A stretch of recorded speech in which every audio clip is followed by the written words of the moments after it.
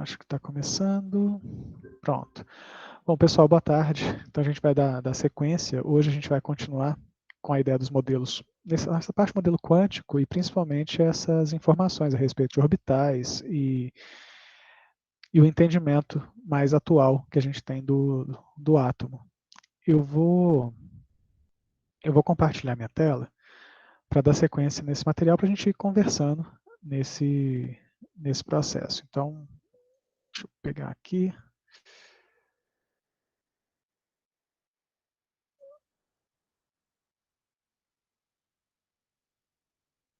Vocês conseguem enxergar, gente? Sim.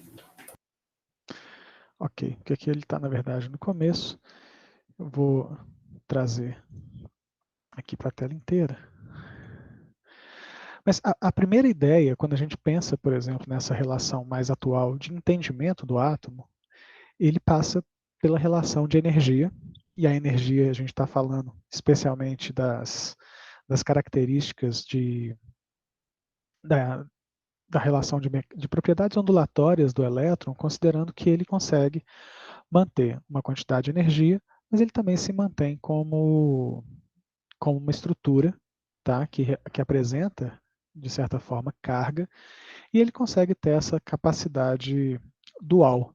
Ora, ele se apresenta como partícula, ora, ele se apresenta como onda, como energia, como um fóton.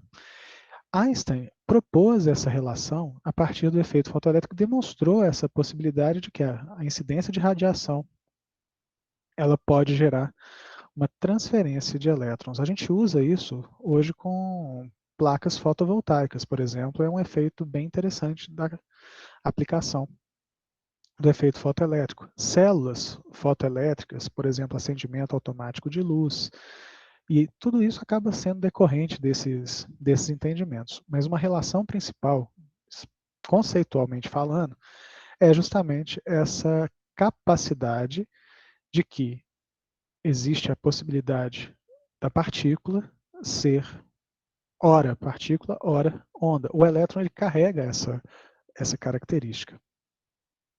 E aí, com isso, esses trabalhos começam também no século XX com de Broglie, que ele propôs que um elétron livre de massa m ele se move com uma velocidade definida v e tem um comprimento de onda associado a sua existência dado por uma equação que é lambda igual a h sobre mv. mv é o momento, é o produto massa vezes velocidade, enquanto o lambda é o que representa essa propriedade ondulatória e é o comprimento de onda dessa partícula.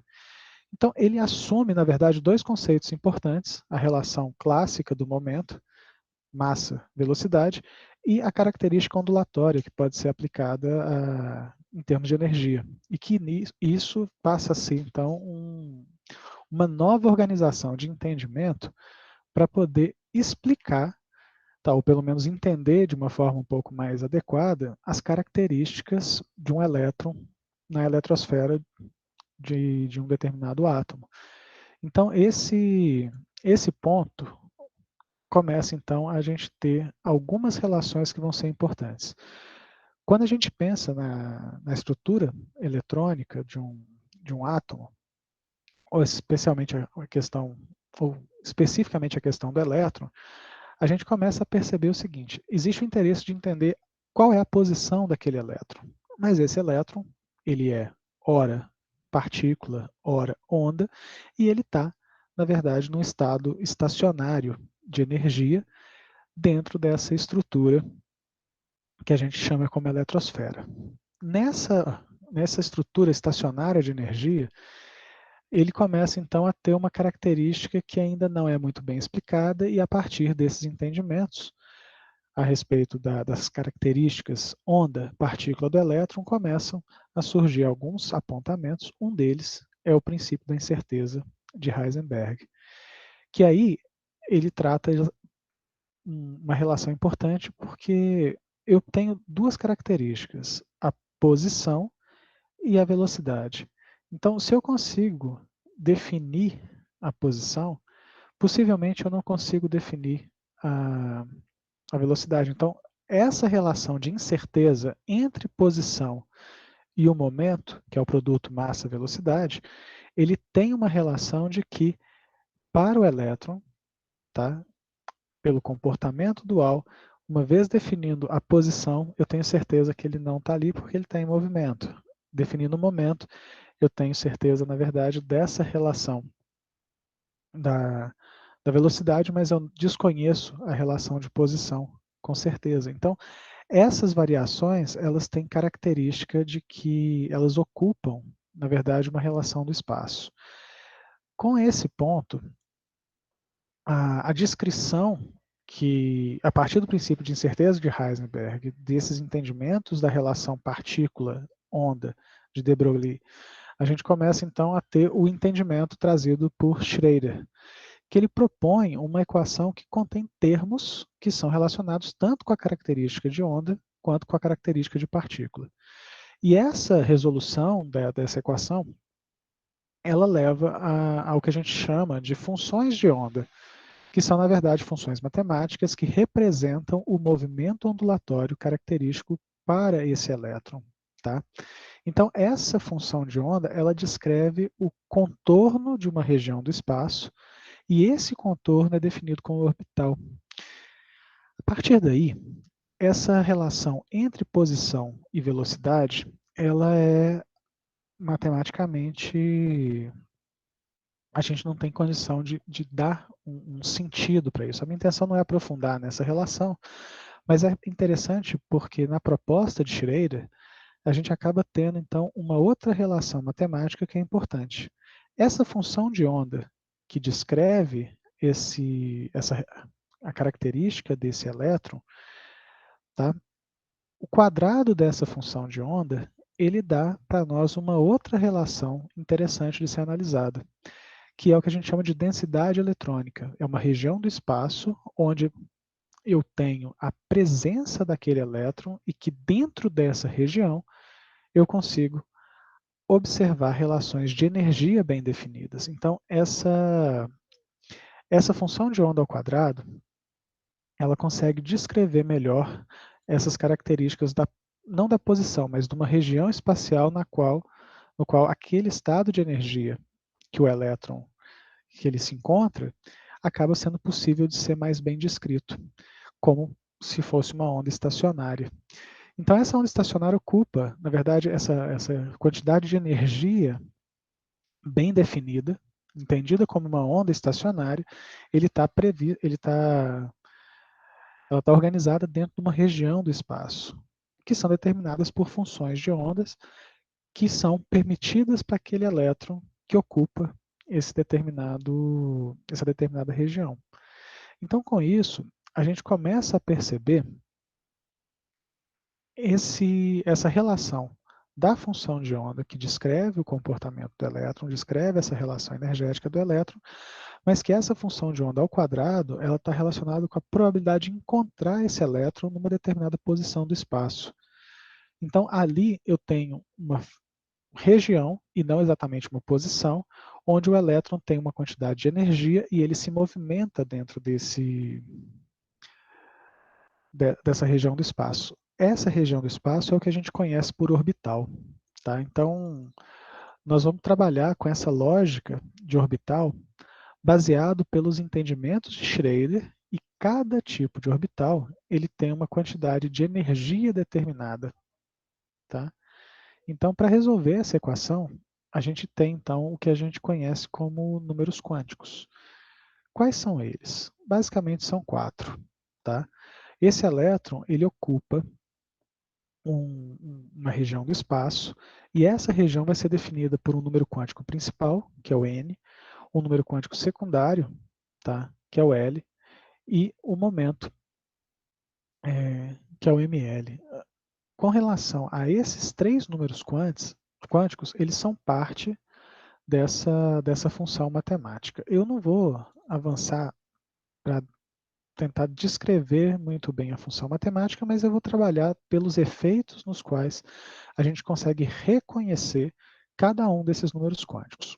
O número quântico principal, ele vai determinar a energia, é o fator primário para determinar a energia do elétron, e ele vai definir também o tamanho desse orbital. Quanto maior o valor de n, nós estamos falando das camadas, então o n igual a 1 é a primeira camada, o n igual a 2 é a segunda camada, n3 a terceira camada, e à medida que o n aumenta, eu estou falando então de orbitais que são maiores. E com isso, eu posso pensar também que elétrons com o mesmo valor de n ocupam o mesmo nível eletrônico. Então, se eu tenho n igual a 1, eu posso ter elétrons ocupando esse primeiro nível. N igual a 2, eu vou ter elétrons ocupando o segundo nível. E assim sucessivamente para poder trabalhar essa distribuição eletrônica. O número quântico, momento angular, o número quântico secundário, é o L. Ele vai ser definido por uma característica de n-1. Então ele pode assumir valores tais como 0, 1, 2, 3. Isso significa, então, que a gente pode ter uma quantidade de L, tá? Ou de números quânticos relacionados ao momento angular, dependendo do número de camadas que a gente tem. Então, se eu tenho n igual a 1, necessariamente eu só vou ter uma possibilidade de zero. Nós estamos falando, então, que na primeira camada, tá? Que está presente na eletrosfera de um átomo, eu só tenho o orbital s. Na segunda camada, n igual a 2, tá? Então eu passo a ter n igual a 2, então 2 menos 1. Ele passa a ter a possibilidade de ter os orbitais p. Então eu tenho tanto orbitais p possíveis quanto orbitais s. E aí a gente começa então a organizar essas relações de, primeiro, uma camada, que é o número quântico principal, depois com isso subcamadas, onde esses elétrons em uma determinada camada eles são reagrupados. E a partir daí, cada valor de L corresponde a um orbital, tá bom?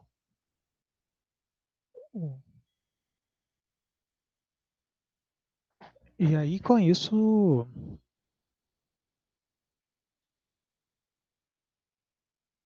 bom, desculpa gente. Aí com isso, eu posso ter então valores de L como S, P, D e F. Esses valores, sendo 0, 1, 2 e 3, representam os orbitais que estão apresentados aqui do lado. O número quântico magnético, ou momento magnético, ele tem o ML, que ele vai definir como que essas subcamadas elas se orientam no espaço. Tá? Então, com isso, eu vou ter, na verdade, orbitais que são relacionados, ou vamos pensar assim, esses orbitais eles podem se subdividir, tá, em quantidades que são características de uma organização que mantém a mesma quantidade de energia. Então, por exemplo, no valor de L igual a zero, vamos supor que eu tenha a primeira camada, nós estamos então dentro do orbital S, porque eu estou com essa possibilidade do N igual a zero, do L igual a zero. Então, com isso, o número de orbitais ele vai ser 2L mais 1. Se o L é zero, ele só tem um orbital. Então, esse orbital S, ele só tem uma região do espaço que consegue adaptar elétrons.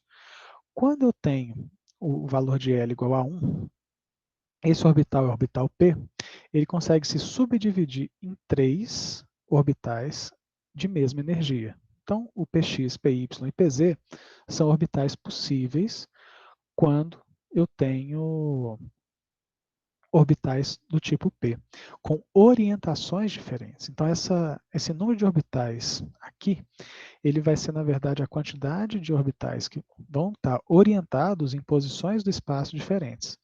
Então, quando eu falo Px, Py, Pz, eu estou falando que os orbitais P têm um determinado formato. Esse orbital ele vai estar ao longo do eixo X, ao longo do eixo Y e ao longo do eixo Z. Quando aumenta o valor de L, aumenta também a quantidade, o número de orbitais que mantém a mesma quantidade de energia. O quarto número quântico, e ele é importante para a gente poder pensar, é porque ele define o momento magnético de spin. Todo elétron ele tem uma característica de ter um momento magnético associado. Então, se ele tem esse momento como se fosse uma organização desse elétron ele gira ao longo do seu eixo e essa forma de giro ela pode se dar no sentido horário ou no sentido anti-horário. E nessa situação eu tenho um momento magnético resultante em sentidos opostos. A gente convenciona em chamar esses momentos de mais meio e menos meio, trabalhando a ideia de que mais meio ele está seguindo ou está tendo essa rotação no sentido horário e menos meio no sentido anti-horário.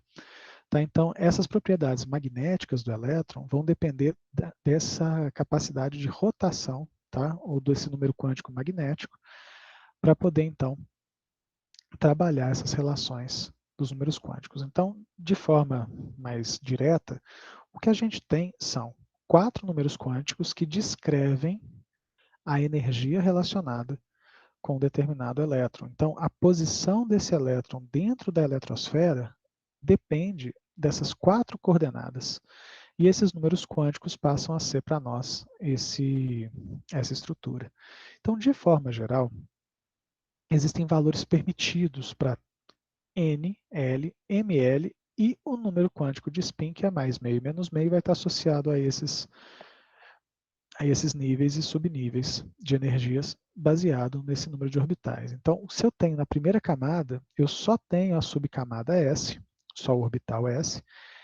A designação desse subnível é dado por um S. O único valor que eu tenho para ml é zero, significa então que eu só tenho um orbital, então só existe um orbital S. Tá? E esse um orbital S ele pode estar presente no primeiro nível, no segundo nível, no terceiro ou no quarto nível. Tá? Todos eles com apenas um orbital. Número de camada, vou pegar o n igual a 2. O que vai acontecer? Eu tenho a possibilidade de ter orbitais do tipo S e orbitais do tipo P. Eu vou designar no nível 2 como 2S ou 2P, caracterizando essa estrutura. Então, quando eu tenho valores de ml, eu tenho 0, mais 1 e menos 1. Tá? Então, aqui, na verdade, eu tenho 3 possíveis valores de ml, o que dá, então, 3 orbitais possíveis. Quais são eles? Px, Py, Pz. Então, aqui a gente acaba tendo essa possibilidade que, à medida que a gente aumenta a quantidade de níveis eletrônicos, aumenta também a possibilidade de ocupação dessas regiões do espaço em diferentes níveis de energia. Lembrando que cada orbital desse apresenta níveis de energia definidos. Então, com isso, uma outra relação importante é para a gente poder representar nesse diagrama de Aufbau para o átomo de hidrogênio essas relações. O primeiro nível tem uma quantidade de energia que estabiliza bem o sistema, o segundo nível já demanda uma quantidade maior de energia, o terceiro nível um pouco maior do que o segundo, e se a gente aumenta muito essa energia, esse elétron que estava ocupando um desses níveis, ele pode inclusive sair para fora dessa eletrosfera. Então aqui esse diagrama ele representa essa relação de níveis eletrônicos com os diferentes orbitais. Nota, aqui eu tenho um S no orbital 1, tá, no n igual a 1, n igual a 2, tanto 2S quanto 2P, o 3S, no nível 3, o 3S, o 3P e o 3D. A princípio, a ideia era que todos esses orbitais fossem orbitais de mesma energia. Tá? Mas o que acontece é que esses orbitais eles têm alguns formatos importantes, a gente vai passar por esses formatos, para a gente poder entender também a característica. No caso do orbital S, depois eu vou voltar nos diagramas para a gente poder conversar um pouco melhor a respeito deles. Nos orbitais S, L igual a zero, todos eles são esféricos. Tá? E à medida que o N aumenta, que a camada aumenta, esse tamanho dessa esfera também vai ficando maior. Eles sempre apresentam um número de nós radiais, e aí a gente vai ver isso de forma gráfica para poder tentar entender um pouco melhor, mas esses nós são representados de tal forma que aqui é a função de onda, tá? O psi elevado ao quadrado é a densidade de probabilidade, que na verdade representa essa região do espaço, então, onde o elétron pode estar inserido, e esse nó é na verdade uma região do espaço onde o elétron não existe. Tá?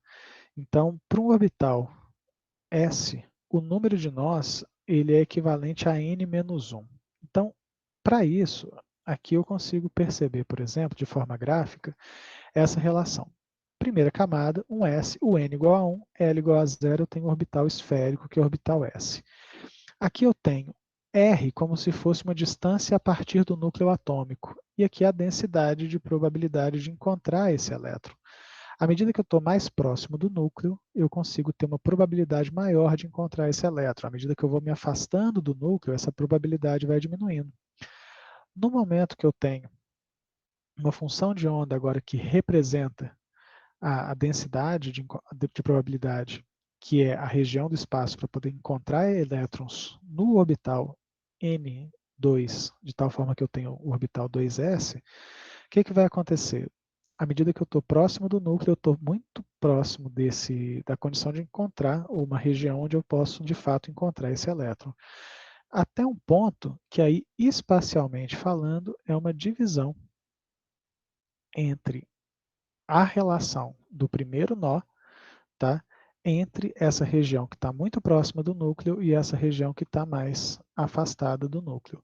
Então, o que vai acontecer? Eu consigo encontrar esse elétron do orbital 2s tanto nessa região mais externa quanto na região mais interna, mas aonde está mais claro aqui como branco é o que representa esse nó, eu não tenho a probabilidade de encontrar esse elétron. Ou ele está na parte mais interna ou ele está na parte mais externa. Tá? Então, os orbitais do nível 3, no nível 3s, eles passam a ter dois nós. Então, eu vou ter a possibilidade de encontrar esses elétrons, na verdade, ao longo de R, porém, excluindo essas posições que são essas fronteiras apresentadas aqui, que a gente chama como nó. Tá? Então, essa é a forma que a gente tem de identificar, por exemplo, aonde o elétron se encontra estando no orbital S da primeira camada, no orbital S da segunda camada e no orbital S da terceira camada. Tá? Os orbitais S, se a gente for pegar aqui uma outra estrutura em termos matemáticos, eu tenho a função de onda, aqui a função de onda ao quadrado, e aqui um gráfico que demonstra a posição, tal incidência da presença desses elétrons baseado nessa distribuição de área, de volume, na verdade. Com isso, eu tenho aqui uma região, um S, tá? Muito próximo do núcleo, a presença, mas uma densidade maior da possibilidade de encontrar esse elétron. Quando eu vou para o 2S, eu tenho isso bem próximo do núcleo, que está no eixo central, está aqui nessa parte de interseção entre esses dois eixos, mas eu tenho aqui e na parte externa uma organização também possível de encontrar esse elétron, mas entre essas duas faixas eu já não tenho a possibilidade de encontrar esse elétron do orbital 2s. Aqui, com o orbital 3s, eu passo a ter três regiões possíveis de encontrar, todas elas esféricas. Tá? Em forma de tamanho, esses orbitais eles aparentam um formato esférico. Assim, aí com isso a gente começa a perceber que os orbitais S são todos esféricos, independente dessa relação de camada que eles se encontram. Os orbitais tipo P, que são representados por L igual a 1, eles são definidos como 3, então são 3 orbitais que têm o mesmo nível de energia, Px, Py e Pz. Eles se localizam ao longo dos eixos x, y, z, num eixo do sistema cartesiano, e as letras correspondem a valores permitidos com relação ao ml, que são -1, 0 e +1. Então, -1 pode representar x, 0 pode representar o py e +1 representar o pz. A questão é, existem 3 orbitais que são ortogonais entre si. Eles são apresentados na forma de Altair, e à medida que esse n aumenta, os orbitais p também vão ficando maiores, enquanto que os orbitais p eles apresentam um plano nodal, ou um nó, uma região na qual ele não tem, onde a gente não encontra o elétron, passando pelo núcleo atômico. É interessante pensar que, por exemplo, nos orbitais S, é provável que eu encontre o elétron, inclusive dentro do núcleo atômico, pela característica de construção dessas informações. E por aqui eu consigo identificar uma região do espaço, aqui está ao longo do eixo Z, tá? Então eu tenho essas regiões, o nó o plano nodal está aqui no plano XY, separando essa região superior e inferior relacionada ao eixo Z. Com isso aqui eu tenho a representação em alter para o PZ, aqui o PX e aqui o PY. Então, com isso, esses formatos dos orbitais, eles vão sendo, à medida que a gente aumenta, o orbital S é esférico, o orbital P na forma de alter. Os orbitais D, eles passam a ter também uma característica de alter, mas eles também têm uma relação um pouco diferente comparando aos outros orbitais. Tá? Então, existem 5 orbitais D. Se o L é igual a 2, o ML ele acaba sendo mais 2, mais 1, 0, menos 2, menos 1 e menos 2. Esses três orbitais D encontram-se num plano que é nos eixos X, Y e Z. 2 desses orbitais se encontram num plano alinhado ao longo dos eixos X, Y, Z. E 4 desses orbitais D tem 4 lóbulos cada, sendo que um desses orbitais apresenta 2 lóbulos de um anel. Então, o formato que eles têm como proposta são, no plano DXY, esses 4 lóbulos aqui relacionados aos orbitais D, que mantém essa característica de ter no eixo, no plano YZ, ortogonal ao plano X e Z, que é ortogonal também ao plano XY. Então eu tenho esses 3 orbitais D com essas características.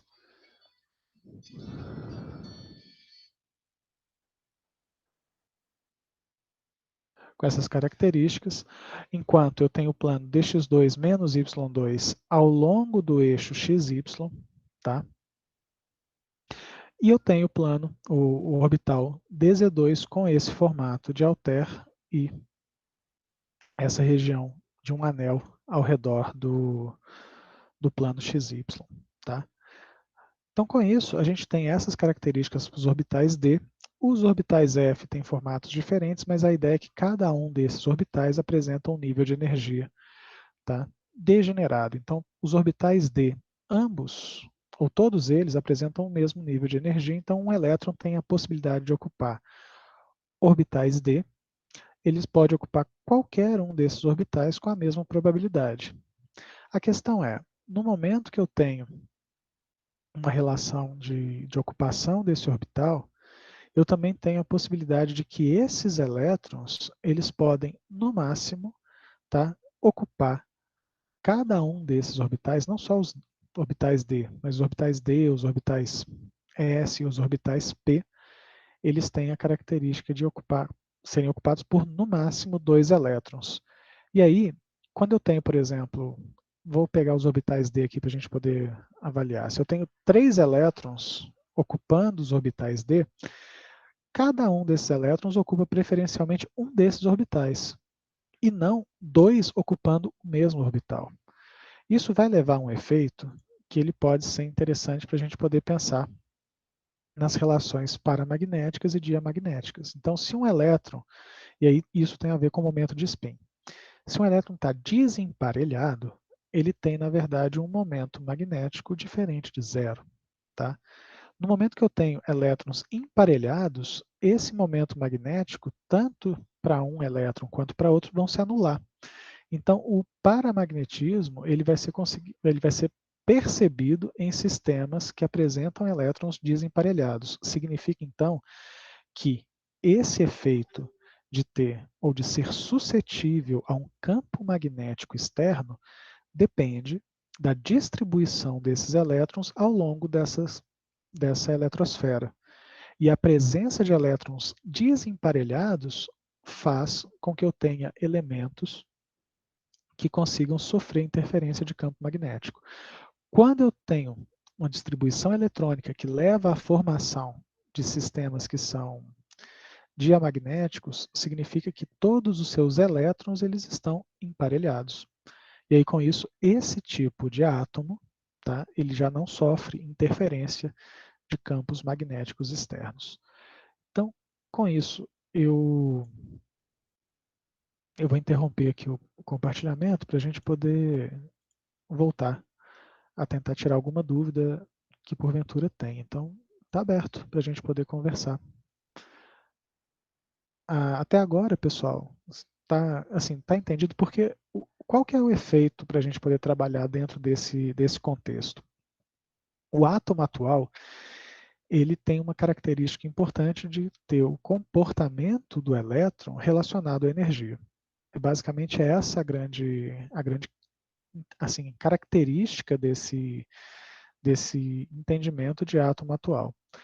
No sentido de que a distribuição eletrônica vai se dar em camadas. E aí, com isso, eu quero mostrar um pouco para vocês sobre configuração eletrônica.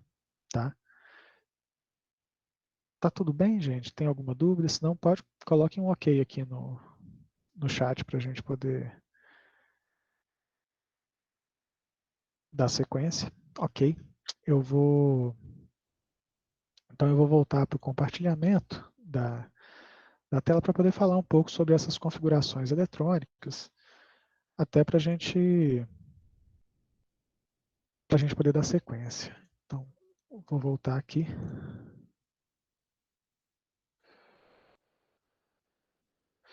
Dando sequência naquele material que eu passei para vocês da UFMG. Então, a intenção é que a gente tenha essas informações sobre configuração eletrônica, vai ser a forma como eu consigo, então, distribuir esses elétrons em cada um desses orbitais que são presentes nos elementos que a gente estiver estudando. Então, o estado fundamental, ele, assim, de qualquer, tá? Vamos pegar um átomo que não seja o hidrogênio, mas aquele átomo que tenha mais do que um elétron. Então, ele apresenta, na verdade, uma organização de tal forma que esses elétrons vão ocupar aqueles estados mais estáveis, tá? Então, aqueles que demandem menos energia. Quando eu estou falando das camadas mais internas, assim, a energia para poder ocupar essa camada vai ser menor, e à medida que vai sendo aumentando essas camadas, a gente vai ter uma quantidade maior de energia para esse átomo, para esse elétron. Então, com isso, o estado fundamental vai ser aquela condição onde os elétrons ocupam uma posição em orbitais, de modo que a energia total do átomo seja a mínima possível. Então, o que acontece? Um átomo que tenha 5 prótons, ele também vai ter 5 elétrons. E aí eu vou começar a distribuir esses 5 elétrons em níveis de energia, começando por aquele mais interno até aquele mais externo. Tá? Então, dessa forma, o primeiro orbital a ser ocupado sempre vai ser o orbital 1s. Tá? Então, isso vai acontecer com todo e qualquer elemento, tá? Com todo e qualquer átomo. Uma outra regra importante para a gente poder trabalhar essas questões é porque eu não posso ter 2 elétrons em um mesmo átomo que apresentem o mesmo conjunto de números quânticos. E aí, volta a relação anterior apresentada por Schrader, para a gente poder trabalhar essas relações de número quântico.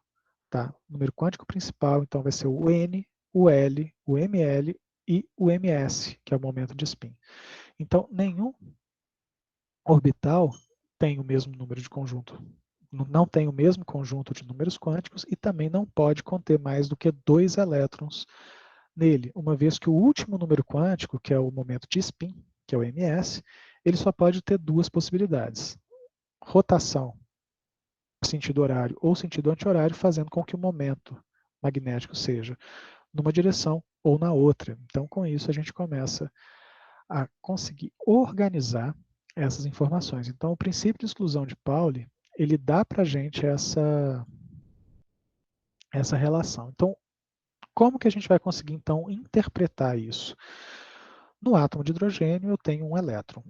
Então, eu consigo definir para esse elétron o conjunto de números quânticos relacionados a ele. A gente vai convencionar aqui que essa seta para cima representa o número quântico de spin equivalente a mais meio, tá? E a seta para baixo representando menos meio.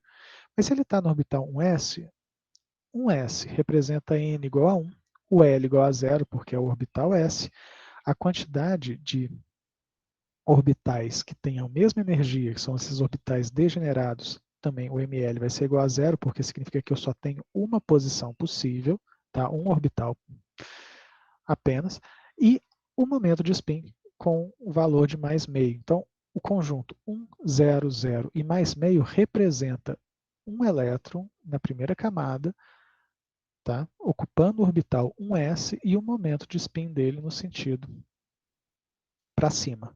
Tá?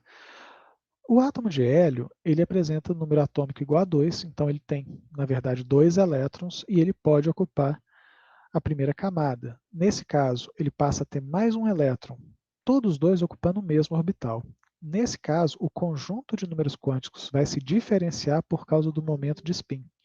O N vai ser 1, o L 0, o ML 0 e o MS igual a menos meio, para diferenciar essa relação do primeiro. Então, enquanto o hidrogênio ele sofre interferência de campo magnético, o hélio ele já não é capaz de sofrer essa interferência de campo magnético por causa exatamente da presença de um elétron desemparelhado. Então, com isso, essa configuração eletrônica de elementos permite que a gente consiga organizar essa eletrosfera, tá, em camadas eletrônicas devidamente organizadas em níveis de energia, sejam camadas ou subcamadas, tá, mas apenas 2 elétrons são atribuídos, ou podem ser atribuídos a um orbital do tipo S. Quando eu tenho orbitais do tipo P, possíveis de serem ocupados, isso já vai conseguir permitir acomodar mais elétrons em orbitais P. Mas eu tenho subcamadas, que são 3, Px, Py, Pz, cada uma delas podendo ocupar, assim, podendo ser ocupada com 2 elétrons, fazendo com que o total seja 6 elétrons quando eu tenho orbitais P. Nos orbitais D, eles se subdividem em 5 orbitais, tá? Na subcamada D, eu tenho 5 orbitais, e nesses 5 orbitais, cada um deles recebe no máximo 2 elétrons, fazendo com que eu tenha 10 elétrons. Com essa questão de organização de quantidade de elétrons, a primeira camada ele consegue receber no máximo 2 elétrons, na segunda camada eu tenho as subcamadas S e P disponíveis, então eu passo a ter a possibilidade de 8 elétrons. Na terceira camada, abre a possibilidade da subcamada, tanto S, P e D, com orbitais descritos da seguinte forma: o orbital S podendo receber 2 elétrons, os orbitais P recebendo no máximo 6 elétrons e os orbitais D recebendo no máximo 10. Então eu tenho 18 elétrons na camada 3. Na 4, abre a possibilidade de orbitais F e eu passo a ter a possibilidade então do número total de 32 elétrons distribuídos. Dessa forma, essa ordem de energia dessas camadas, elas também têm uma certa alteração, elas sofrem uma alteração porque existe uma relação de energia para poder direcionar a ocupação dessa eletrosfera. Então, sempre que eu tiver uma camada com níveis de energia mais baixos, eles vão ser ocupados primeiro.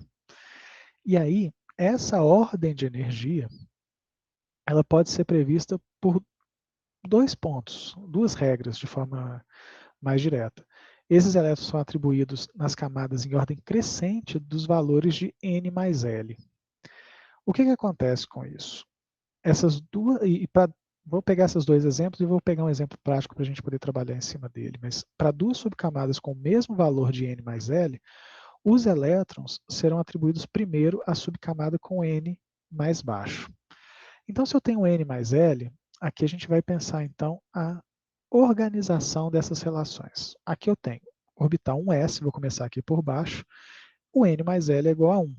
N é 1, o L é 0. No 2s, aqui é 2 é 0, aqui é 2.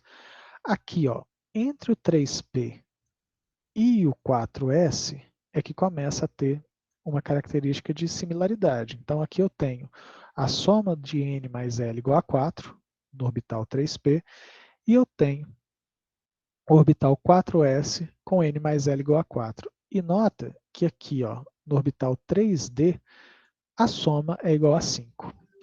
O que isso significa? Que na ordem de ocupação desses orbitais, eu vou ter, a gente acaba tendo preferencialmente a ocupação dos orbitais 4s Primeiro, que é a ocupação dos orbitais 3D. Então, aqui eu consigo perceber, por exemplo, mesmo nível, nível 2, tá? O n igual a 2, eu vou ocupar primeiro os orbitais com o menor número de n mais L. Então, ele tem o mesmo n, mas o L é diferente. Então, eu vou ocupar primeiro os orbitais S, que tem o menor L, e depois os orbitais P.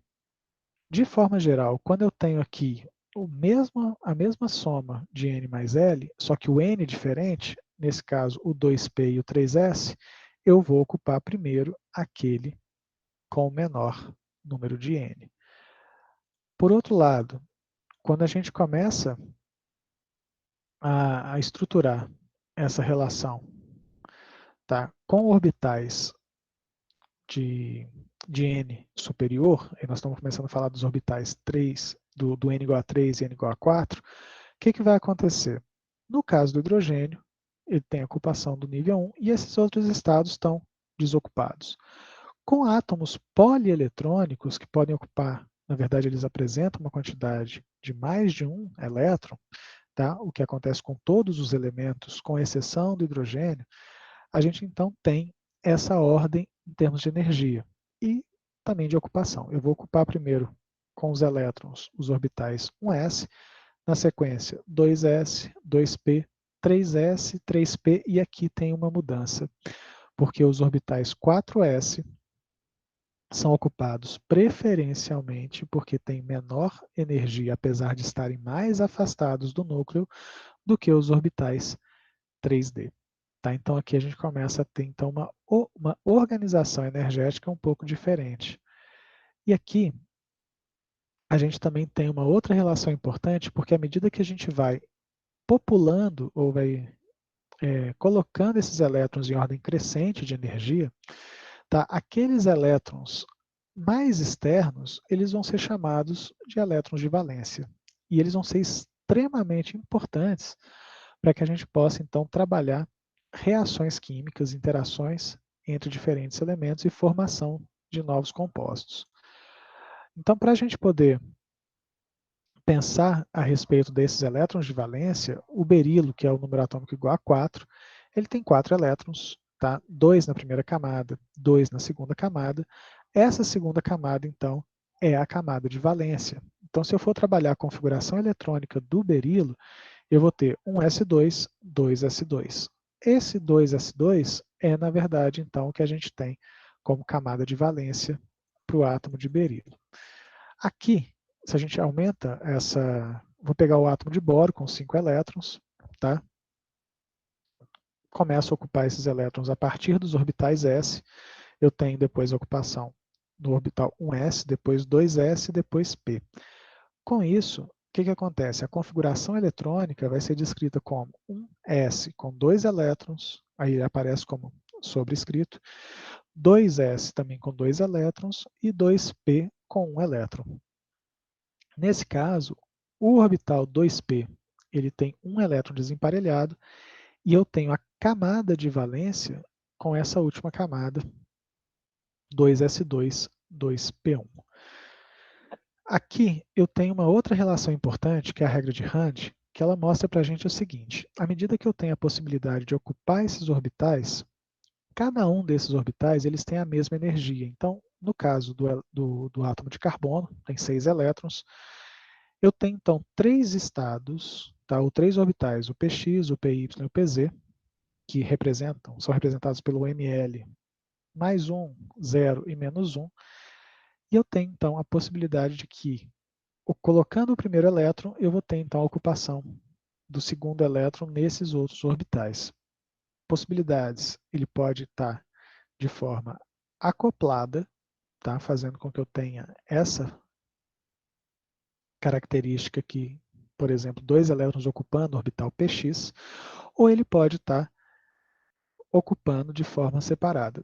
Qual é assim, o mais comum e o que é mais energeticamente estável?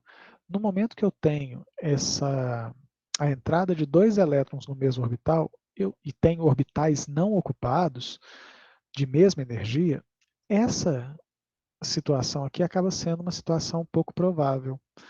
Isso porque a repulsão entre os elétrons acaba sendo um ponto importante que vai acontecer aqui. Então, nesse sentido, eu passo a ter a possibilidade da ocupação sendo, primeiro, cada elétron ocupa um orbital que está desocupado. E só depois que eu tiver todos os orbitais ocupados é que o próximo elétron ele entra, tá, nesses orbitais, fazendo com que eu tenha, então, dois elétrons ocupando um mesmo orbital. Então, a regra de Rand traz para a gente essa ideia. Eu vou ter o elétron ocupando preferencialmente os orbitais que estão desocupados. E eu passo a ter elétrons emparelhados apenas quando eu não tenho a possibilidade mais de ocupar orbitais que não estejam desocupados, e aí com isso eu passo então a necessidade de emparelhar esses elétrons. Então com isso, o arranjo mais estável é aquele com maior número de elétrons desemparelhados, tá? Isso significa com o mesmo sentido de spin. Então esse arranjo torna com que a energia total de um átomo seja a mais estável possível. Então, com relação a isso, é como se a gente tivesse uma forma de organizar, se a gente for segregar isso em orbitais com a mesma energia, vou pegar o átomo de carbono aqui que está como exemplo, tá? Um S2, 2S2, 2px com um elétron, 2py com um elétron. De forma compacta, o que normalmente a gente apresenta é a relação 1s2, 2s2, 2p2. Tá? E a forma que eu tenho de distribuir esses elétrons acaba sendo de forma a manter o maior número de elétrons desemparelhados possíveis.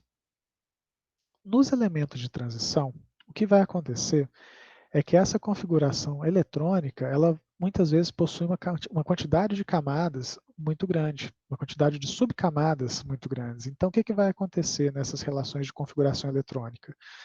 É muito comum a gente condensar essa representação, eu vou chamar de representação condensada, tá?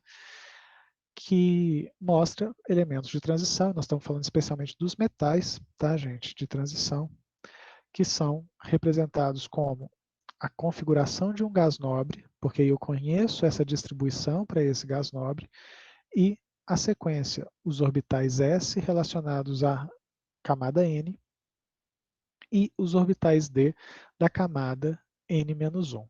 Então, isso acaba sendo importante para a gente poder trabalhar essas relações e isso acaba dando para a gente informação até para poder representar a tabela periódica e entender o motivo pelo qual ela está sendo realmente organizada. Então, como que a tabela periódica se organiza? Ela pode ser considerado como um guia para essas configurações eletrônicas. O número do período é o valor de n. Então, o que é o período? O primeiro período é a primeira linha. Então, é o n igual a 1. Segunda linha, segundo período, n igual a 2. Tá? Os grupos 1A, e aqui eu vou pegar, eles têm o orbital S preenchido. Os grupos de 3A a 8A têm orbital P preenchido.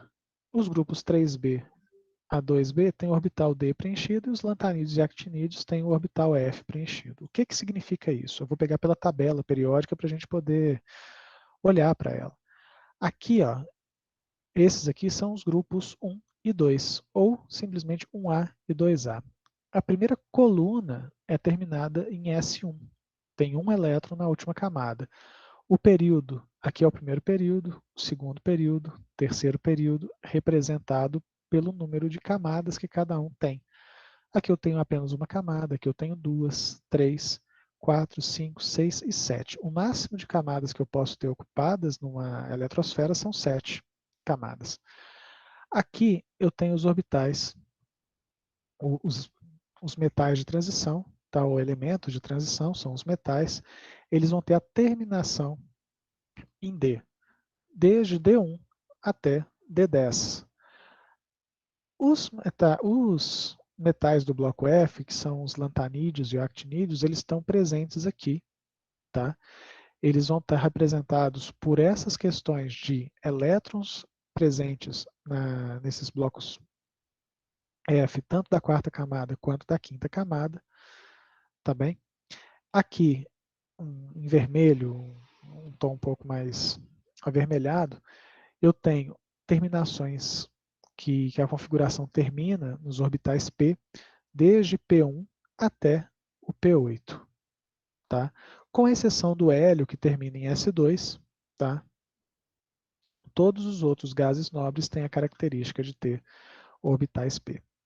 Então, com isso, a gente vai ter essa organização da tabela periódica e eu vou trabalhar com vocês essa questão da tabela periódica ainda na continuidade desse conteúdo, tá bom? Eu vou interromper aqui o compartilhamento só para a gente poder voltar aqui para a nossa discussão. Pessoal, essa distribuição eletrônica e a organização em termos de energia, ela que vai direcionar para a gente poder entender quais são os elétrons presentes em cada um dos átomos e e sendo a distribuição conhecida, qual é a camada de valência de cada um desses elementos. Então, com isso, nessa camada de valência, eu posso ter a adaptação de elétrons ou mesmo a perda de elétrons quando eu tenho diferenças de características entre elementos, tais como a diferença de eletronegatividade entre ametais e metais pode levar, por exemplo, a formação de íons, que é o que a gente também tem como parte desse conteúdo.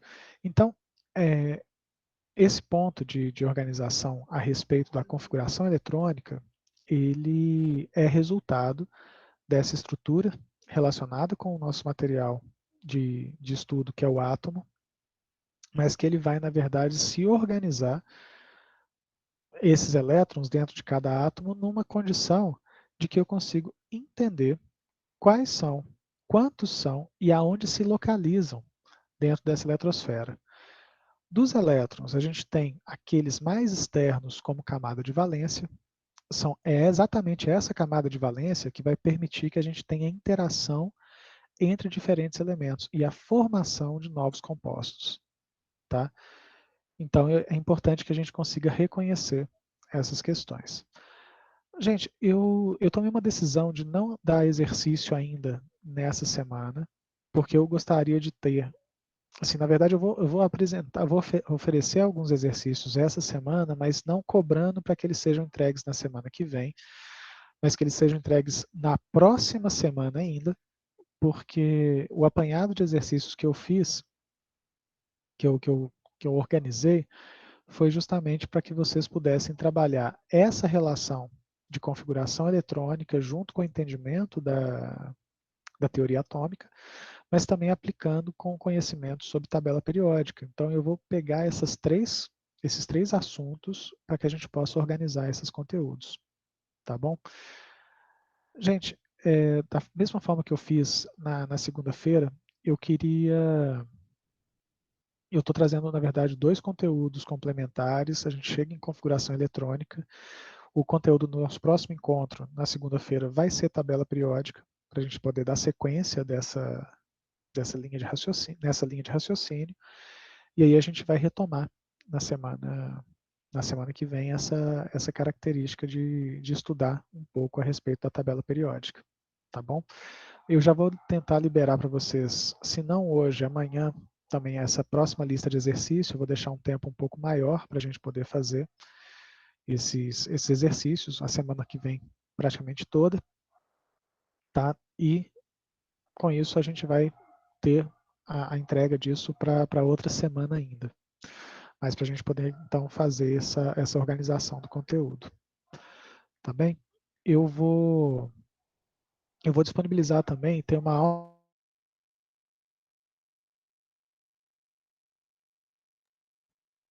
sobre essa questão de organização relacionada à questão de íon, questão de configuração eletrônica, que eu vou pedir que vocês deem uma olhada nesse material, até para a gente poder avançar, tá bom?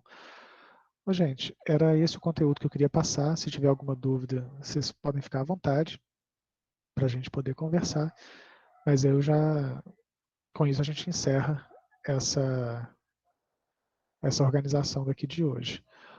Ô Douglas, eu vi que você colocou aqui nos comentários Bom, vou tentar vou tentar organizar de forma mais direta. A gente vai dar continuidade no conteúdo teórico na semana que vem, com o conteúdo de tabela periódica. Eu vou disponibilizar para vocês uma lista de exercício para poder tratar todo esse conteúdo, teoria atômica, configurações eletrônicas e tabela periódica, para poder organizar essa parte do conhecimento que a gente está trabalhando de forma conjunta.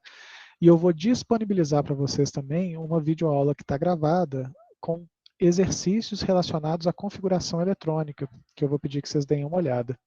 Então, basicamente, foram essas informações que eu passei. Os exercícios, a gente vai ter um tempo um pouco maior, provavelmente a semana que vem inteira, e a entrega deles vai ser só na semana subsequente, tá bom?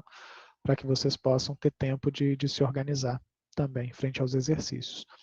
Consegui te responder, Douglas? Conseguiu receber as informações? Ok, beleza. Ô pessoal, então eu vou encerrar a gravação, eu continuo por aqui para tirar a dúvida, e aí a gente tem o nosso próximo encontro na semana que vem, tá bom? Grande abraço